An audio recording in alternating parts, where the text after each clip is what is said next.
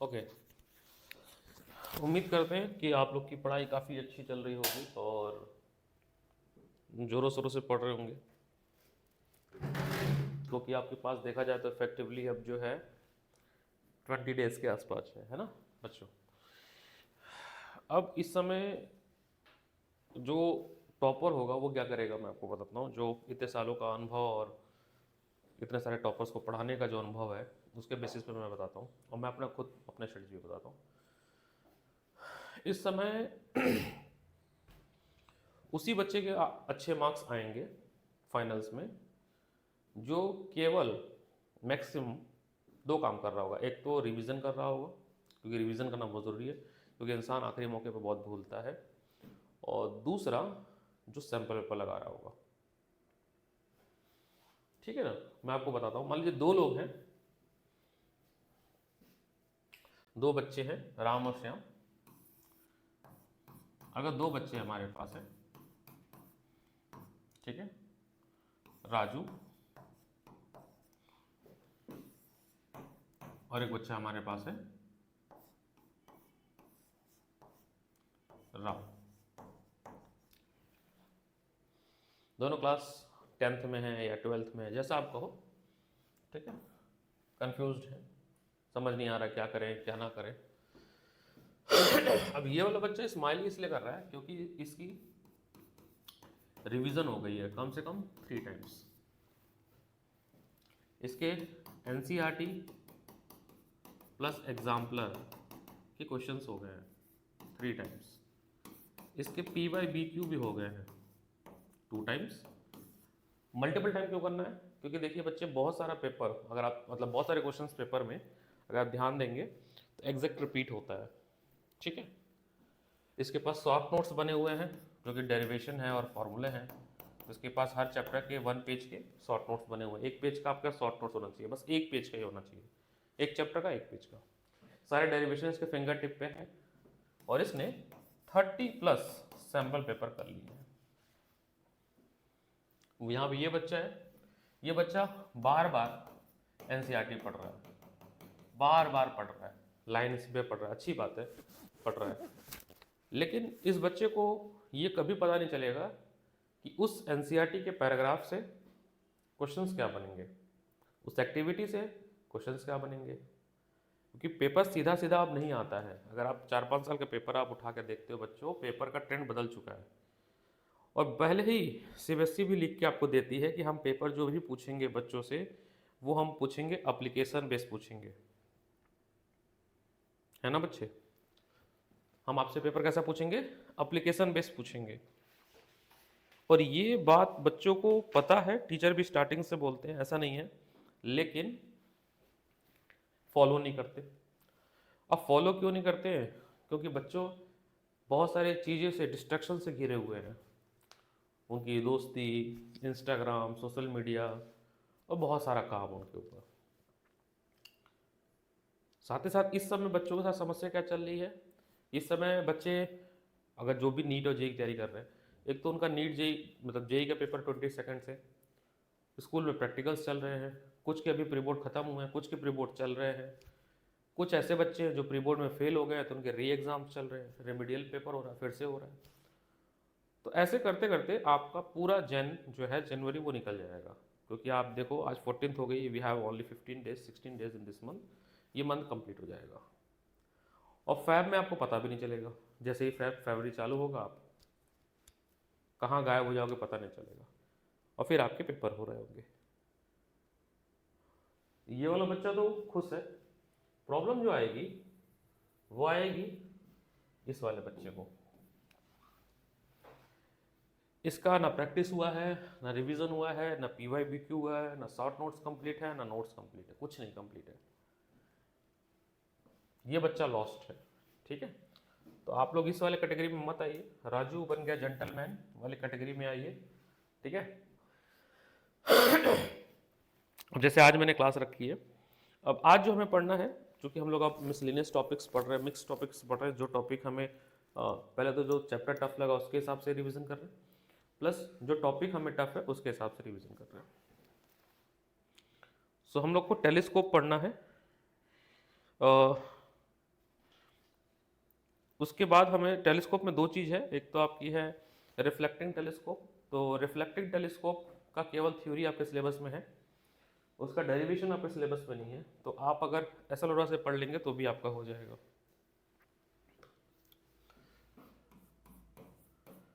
Telescope आपको पढ़ना है। टेलीस्कोप में आपको दो टेलीस्कोप पढ़ने हैं। पहला रिफ्रैक्टिंग टेलीस्कोप और दूसरा रिफ्लेक्टिंग टेलीस्कोप। रिफ्लेक्टिंग टेलीस्कोप में फिर दो टाइप के पढ़ेंगे आप लोग, और ये ओनली थ्योरी पढ़ेंगे। इसमें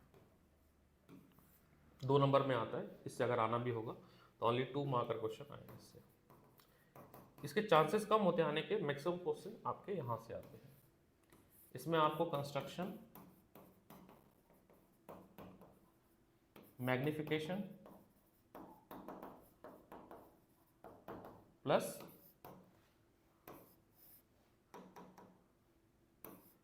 P Y B Q question बनते हैं।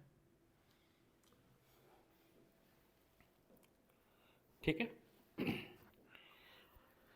चलिए हम आपको सिखाते हैं कैसे होगा ये।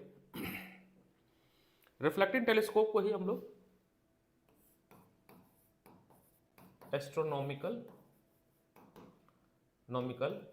टेलीस्कोप भी कहते हैं। ठीक है, प्लीज़ बच्चों पढ़ना शुरू कर दो। अगर जो नहीं पढ़ रहे हैं, बैक बेंचर्स भी कह रहा हूँ, क्योंकि अब तो बैक बेंचर्स को भी पढ़ना पड़ेगा। ठीक है, अचानक से ऐसी कोई भी आपके साथ जीवन में चमत्कार नहीं होने वाला है, कोई छड़ी ऐसे घुमाएगा और आप पास हो जाओगे। ठीक है, इसको थोड़ा ध्यान दीजिएगा। अगर हम बात करें मैग्नीफाइंग पावर और magnification, magnifying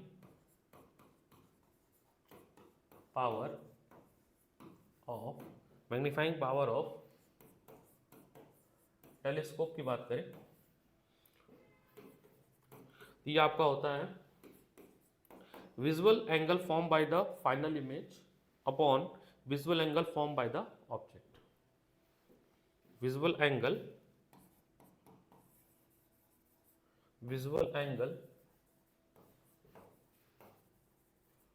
formed by final image upon visual angle formed by object।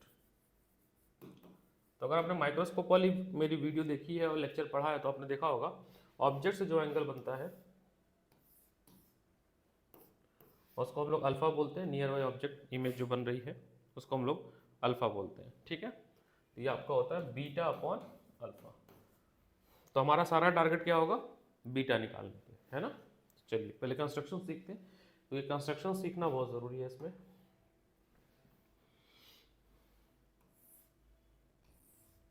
इसमें दो लेंस होंगे आपके, एक ऑब्जेक्टिव लेंस होगा और एक आपका आईपीएस लेंस होगा।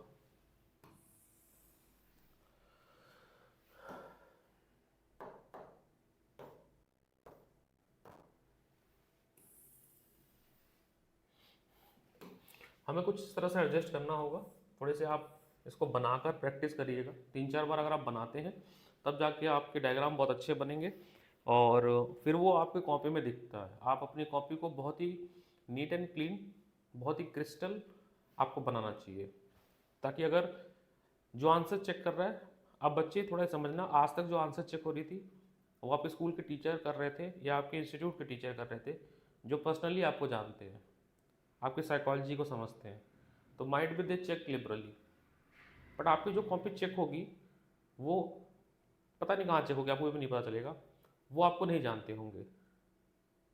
तो आप थोड़े समय के लिए अपने आप को ऐसे रखो कि आपके पास एक रैंडम कॉपी आती है कहीं से और आपको चेक करना है। तो आपका बिहेवियर क्या होगा, आपके पास एक आंसर शीट होगी, आपको उस आंसर शीट के हिसाब से स्टेप मार्किंग करनी होगी। अगर आपने कैजुअल कॉपी लिखा है तो आपको फिर उस मार्क्स भी आपको नहीं मिलेंगे। सब छोटी छोटी चीज़ें हैं, अगर आप ध्यान देंगे, विश्वास मानिए आपके मार्क्स में बहुत ज़्यादा इम्प्रूवमेंट होगा। हम लोग अपने इतने सालों के एक्सपीरियंस से आपको बता रहे हैं, न जाने कितनी कॉपियाँ हमने चेक कर ली है, इन सब के एक्सपीरियंस हम आपको बता रहे हैं कि बच्चा कहाँ पे मिस्टेक्स कर सकता है। और यही एक बेनिफिट है ऑफलाइन इंस्टीट्यूट में कि हम आपको आपकी कॉपी में आपको मिस्टेक्स बताते हैं, भाई यहाँ गलतियाँ आप कर सकते हो। क्वेश्चंस को बहुत सारे बच्चे गलत वे में इंटरप्रेट कर लेते हैं, समझ नहीं पाते हैं। बचपन से इंग्लिश मीडियम में पढ़े हुए हैं, सीबीएसई बोर्ड में पढ़ते हैं, but the frame of question जो वो पूछ रहा है वो उनको समझ नहीं आता कि एक्चुअली पूछ क्या रहा है। ये सब थोड़ा प्रैक्टिस करेंगे तो आपको आ जाएगा। अगर इन्फिनिटी पे ऑब्जेक्ट, क्योंकि हमें टेलीस्कोप का जो काम है वो ये है कि हमें दूर से ऑब्जेक्ट इन्फानाइट पे देखी रखी हुई है, हमें किसी सेलेस्टियल बॉडी, किसी प्लैनेट्स के बारे में हमें देखना होता है, तो इन्फिनिटी पे हम इमेजिन करते हैं। दिस इज फर्स्ट इन्फिनिटी से आएगी, सिंपल सी बात है, यहाँ से बैंड होगी, रिफ्रैक्शन होगा, ठीक है, लेट्स से रिफ्रैक्शन होके यहाँ पे कट पे गया, यहाँ पे, ठीक है। सेकंड लाइट हम लेंगे ऑप्टिकल सेंटर से पास करते हुए, सेकंड हम लेंगे ऑप्टिकल सेंटर से पास करेंगे, लेट्स से कहीं यहाँ पे मीट हुई। अगेन मैं कह रहा हूँ डायग्राम मेरा बहुत ही नीट एंड क्लीन नहीं बनेगा, ठीक है, क्योंकि कॉपी बनाना अलग बात होती है, डिजिटल बोर्ड पे अलग बात होती है, तो आप थोड़ा सा प्रैक्टिस कर लीजिएगा इसको। तो आपकी इमेज बन रही है यहाँ पर, इन्फिनिट से रे आएगी तो जहाँ इमेज बनेगी वो आपकी फोकस होगी, तो this is the focus of object lens, focus of object lens. तो ये आपका इमेज बना बी डैश ए डैश। आपको पता है जब भी कॉम्बिनेशन ऑफ लेंस होता है तो हम लोग जो इमेज बनती है लेंस वन से वो एक्ट करती है virtual object has a for second lens, ठीक है, ये हम लोग आपको बता चुके हैं हम लोग पहले भी। ये डिस्टेंस आपकी फोकल लेंथ है for eyepiece, that is eye lens, eye lens. ये एंगल जो बन रहा है that is alpha, alpha object से बनता हुआ angle alpha. Vertically opposite angle, ये वाला एंगल भी आपका होगा अल्फा। मान लेते हैं इन्फिनिटी पे ऑब्जेक्ट है आपका ये, दैट इज बी ए। फिर आप ये स्टेटमेंट लिखोगे कि A dash B dash act has a virtual object for lens 2 that is eyepiece, eyepiece. अब क्या करेंगे आप,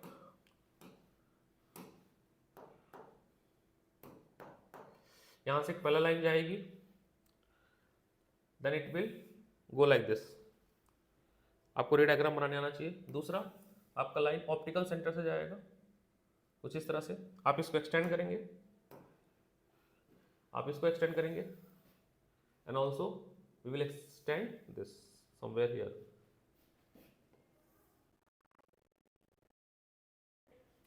Then image will form, image will form this side, this is your image, okay, this is your image, ये आपका final image बनेगा। B double dash A double dash, B double dash A double dash.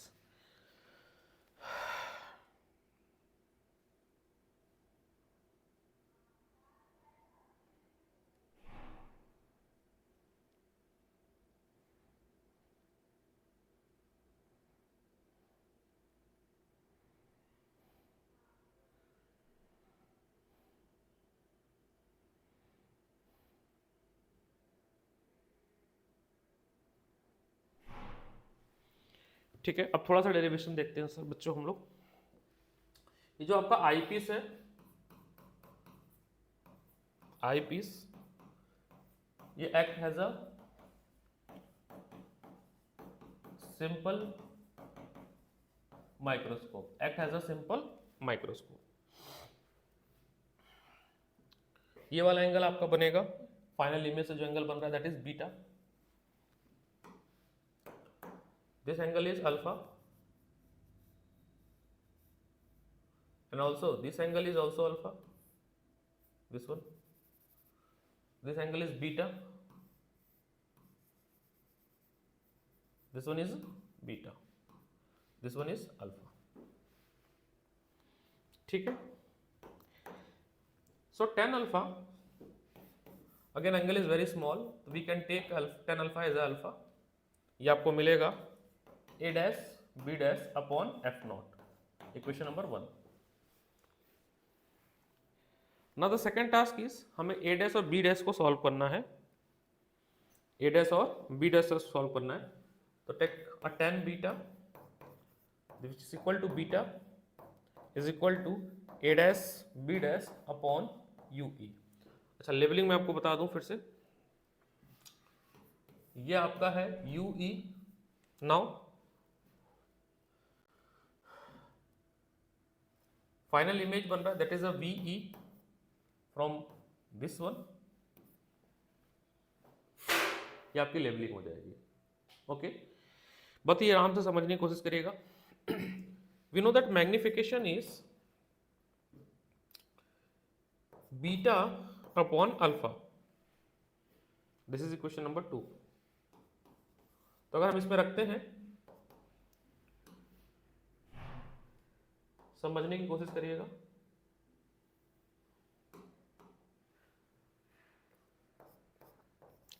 A dash B dash upon U E, A dash B dash upon F O, हम इसे solve करेंगे तो हमें मिलेगा F not upon you. तो हमें answer मिला magnification of telescope is focal length of object and image distance from eyepiece, that is virtual, this one ue। Okay, this is the clear complete और derivation. हाँ, वो आप notes देखेंगे जो मैंने आपको नोट्स प्रोवाइड किया है, उसमें थोड़े से वर्डिंग वगैरह भी मैंने लिखे हैं, तो आप इसको कर सकते हैं। जैसे अब इसमें है कि if final image is form at eyepiece, if final image is form at eyepiece, if final image is formed at eyepiece, if final image formed at eyepiece, that is nearby point D, that's V is equal to minus D, U is equal to minus UE, and focal length is focus of eyepiece। क्योंकि अब आपको focus जो है वो eyepiece का लेना है, क्योंकि आपकी इमेज बन रही है फाइनल, उसको हम कंसिडर करेंगे by using lens formula, by using lens formula, by using lens formula 1 upon F is equal to 1 upon V minus 1 upon U. आप इसमें सब्स्टिट्यूट करेंगे तो 1 upon F E is equal to minus 1 upon D minus 1 upon minus U E. आप इसको solve करेंगे तो 1 upon U E is equal to 1 upon F E plus 1 upon D. F E से आप मल्टीप्लाई कर दीजिए या डिवाइड कर दीजिए तो आपको मैग्निफिकेशन मिल जाएगा F E upon U E is equal to F E 1 upon F E plus 1 upon D. This is the again you get a magnification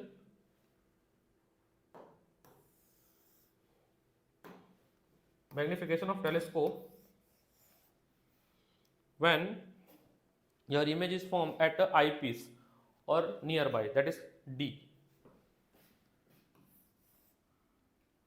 when image formed nearby point, that is at eyepiece 25 centimeter।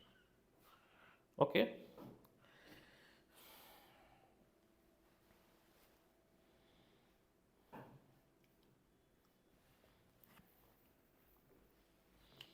एक चीज और होती है that is length of telescope.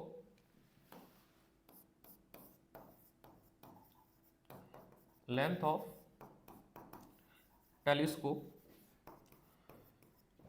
Length of telescope होता है आपका modulus of objective focal length plus modulus of you E, that is length of telescope.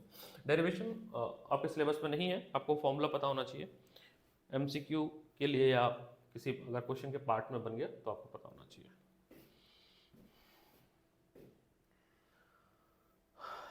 This is a refracting telescope astronomical telescope. इसकी proper notes मैंने आपको बना के दे दिया है, प्लीज़ आप उससे ज़रूर पढ़ें, इट्स वेरी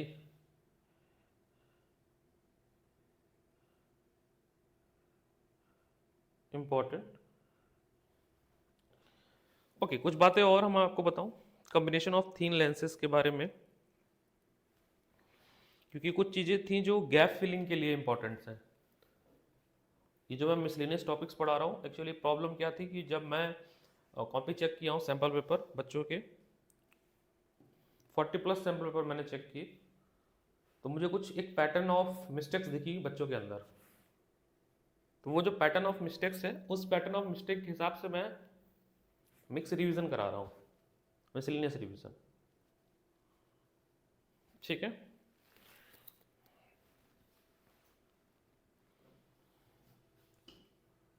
प्लीज़ बच्चों पढ़ना स्टार्ट कर दो, आपके पास टाइम नहीं है। अब है combination of thin lens in contact, combination of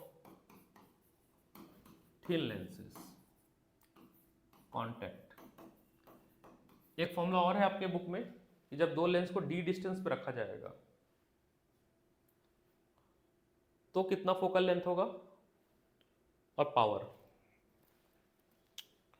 for example, अगर आपके पास मान लीजिए दो लेंस है, ये that is lens number 1 and focal length is 1 and second is f2, और आपसे पूछा जाए कि इफेक्टिव फोकल लेंथ आप बताइए, इफेक्टिव फोकल लेंथ और पावर बताइए, तो मान लेते हैं इनका इफेक्टिव फोकल लेंथ है 1/fe, ये होगा आपका 1/f1 plus 1/f2 with sign. अगर कनकेव होगा तो कनकेव का ले लेंगे साइन के साथ, कनकेव और कन्वेक्स होगा तो कनकेव एंड कन्वेक्स ले लेंगे। n नंबर ऑफ लेंस होंगे तो फॉर्मूला आपका n नंबर ऑफ लेंस के लिए वैलिड होगा। सिमिलरली पावर, पावर आपका होता है 1 फोकल लेंथ, तो आप ऐसे पावर भी निकाल सकते हैं, या पावर इफेक्टिव आपका हो जाएगा power 1 plus power 2 dot dot dot power n। ठीक है, एक छोटा सा हैक आपको पता होना चाहिए कि मान लीजिए अगर आपके पास एक लेंस है और उसको हमने वर्टिकली डिवाइड किया और इसका फोकल लेंथ है f, डिवाइड करने के बाद आपको दो लेंस मिलेंगे इस तरह से, प्लेनो कन्वेक्स लेंस मिलेंगे, और मान लीजिए इसका फोकल लेंथ है कैपिटल F और इसका भी फोकल लेंथ है कैपिटल, क्योंकि इक्वली डिवाइड किया है आपने। तो जो f होगा उसकी जो वैल्यू होगी वो पुराने वाले फोकल लेंथ के ट्वाइस होगी। अगेन मैंने कहा डेरिवेशन आपके सिलेबस का पार्ट नहीं है, ये कुछ कॉन्सेप्ट्स हैं, क्वेश्चंस हैं जो आपके पार्ट आपको पढ़ना चाहिए। अगर मैं लेंस को हॉरिजेंटली डिवाइड करता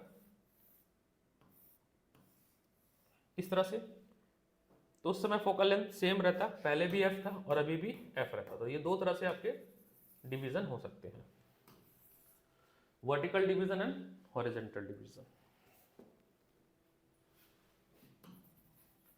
वर्टिकल एंड हॉरिजेंटल डिवीजन।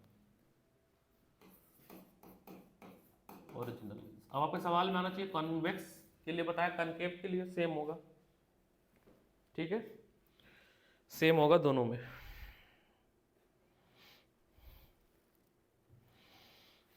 अब आपके बुक में कैज़िग्रेन टेलीस्कोप है या रिफ्लेक्टिंग टाइप ऑफ टेलीस्कोप है, तो वो नोट से आप पढ़ लीजिएगा, कुछ नहीं है, उसका कंस्ट्रक्शन और थ्योरी पढ़ना है, वो हो जाएगा आपसे। ठीक है,